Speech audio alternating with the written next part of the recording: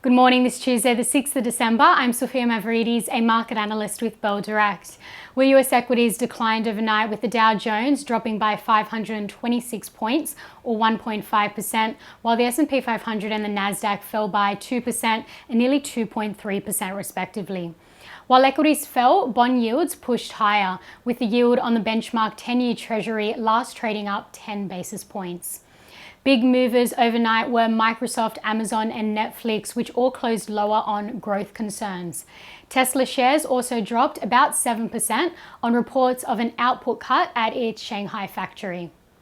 In Europe, markets closed mixed, with the FTSE 100 closing in the green, while the other major benchmarks were lower. Oil prices turned negative in late afternoon trade in Europe as OPEC stuck with its policy of lowering oil production and as China relaxed some of its COVID rules.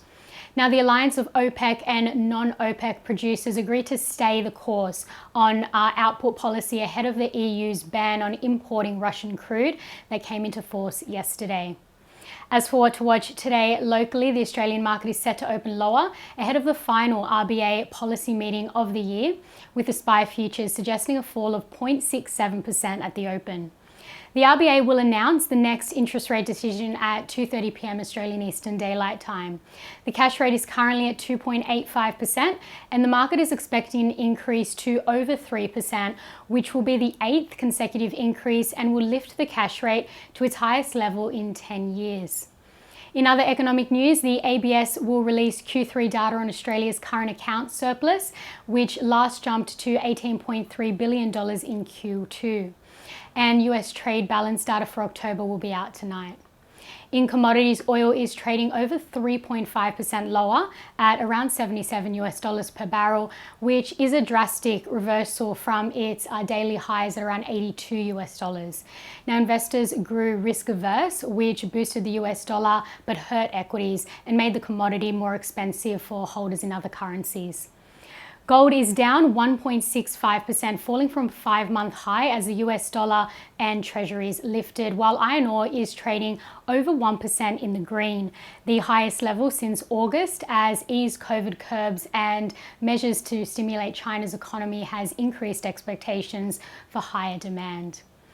And lastly, watch the Bank of Queensland BOQ today as the company is set to hold its AGM.